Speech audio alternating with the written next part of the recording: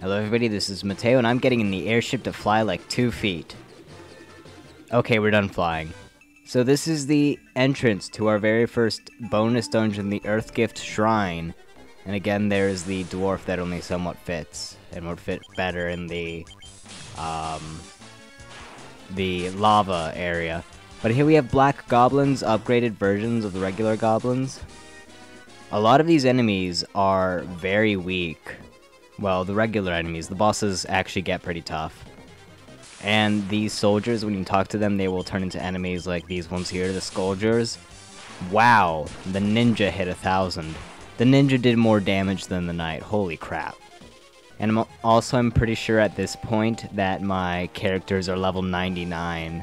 While I was searching for that golem back in the Chaos Shrine, just kinda happened. So now my characters are max level, and especially for the later bonus dungeons, like the 3rd and 4th one, you're going to want to have your characters be at max level. Otherwise you're going to have a whole bunch of trouble with some of the bosses.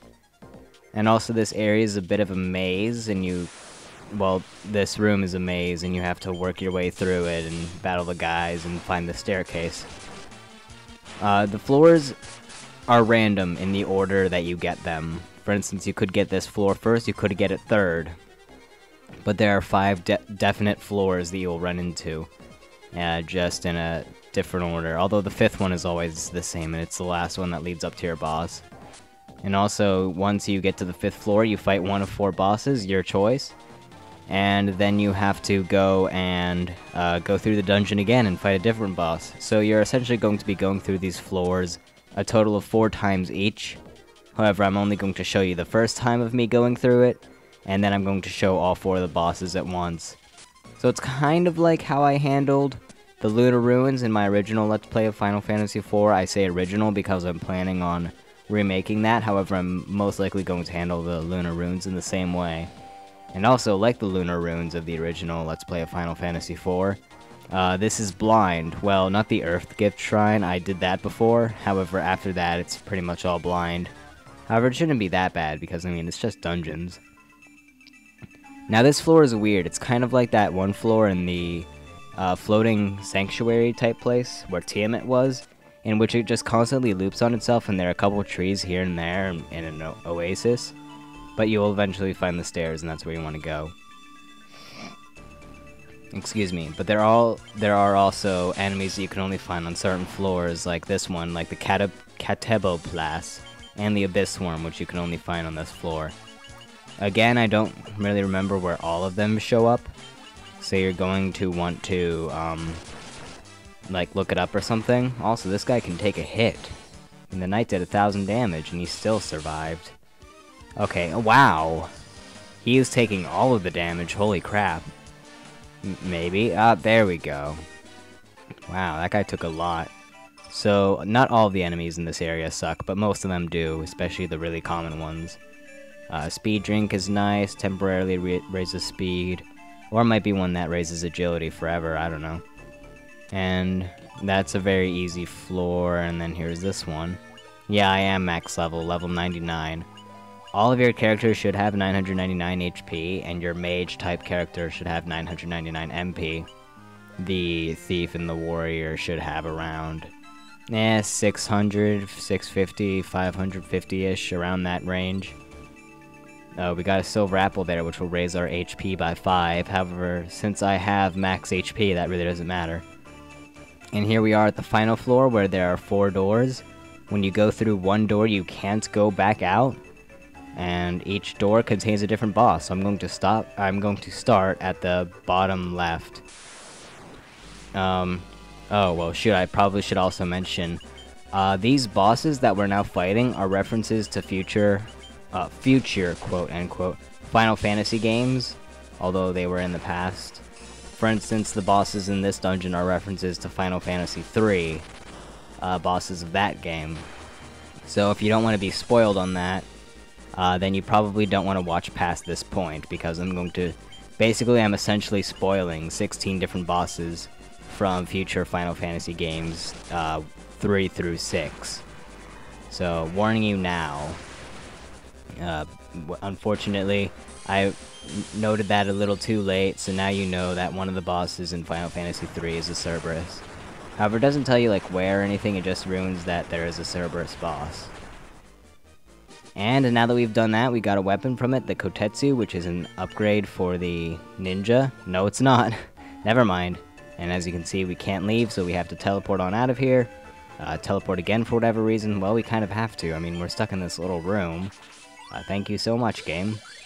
That is weird, though, how they did that. And now you're outside of the dungeon.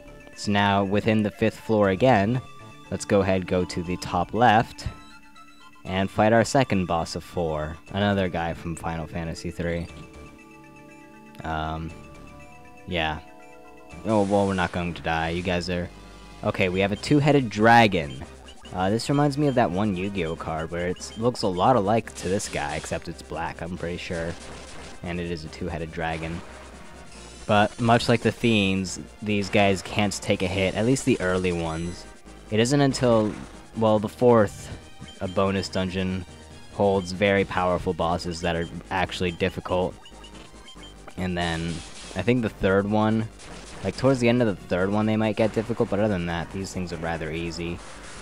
They're kind of pushovers, unlike they are in the actual game. I mean, see, that guy died in like 2 hits, or 2 turns. And, well, basically for all of these bosses, just go Protera, Invisera, Haste, Temper, pretty much it, and nothing else. So let's go ahead and leave this place again. Man, this is going by quickly.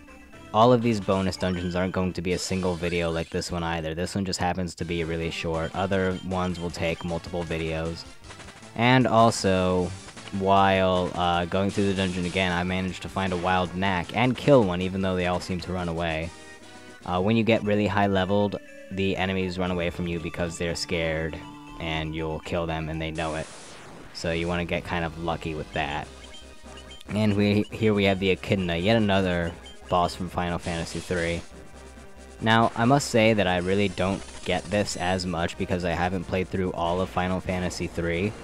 I got towards the very end, and then I got stuck there because it's suddenly just the level gap skyrocketed, and I didn't want to grind for that long of a time. So I just kind of put it down from there. Probably play through it again before I do a Let's Play on it, though. Just to make sure that I actually know what I'm doing. So, oh well. Well, that guy didn't last all too long either. The Red Wizard didn't even get a chance to cast a spell, and I don't even remember what he was casting. Oh well, X Potion, pretty nice. It heals your HP to full. So really, these places will just give you bonus equipment, which are more powerful than what you have most of the time, as well as extra items like elixirs and stuff. So that's pretty neat, although you most likely end up using most of those extra items on the 4th bonus dungeon, which is actually more difficult than the final boss, I'd say. But we'll get into that later. And here we have our final guy, who actually has a treasure with him, which is nice. And it's Ahriman. This guy, well, these types of guys are kind of famous in the Final Fantasy world, where they usually cast Doom on you, and you only have a certain amount of time before you're killed. However, I don't think that this game will actually have him do that, though, because he just kind of physical attacked. And also, this is turn-based rather than ATB-based. So, he's going to go over... Well, he's going to go down like a pushover, like all the rest of the bosses in this area. And also, this is going to be a short video. I'm just covering the Earthgift Shrine in this part. So there we go, 2 turns yet again. God, if only the rest of this were this easy. Eventually the bonus dungeons get longer, and the boss is more difficult. Let's go ahead and open our treasure chest, a Mega Elixir. That'll heal all HP and MP for all of our guys.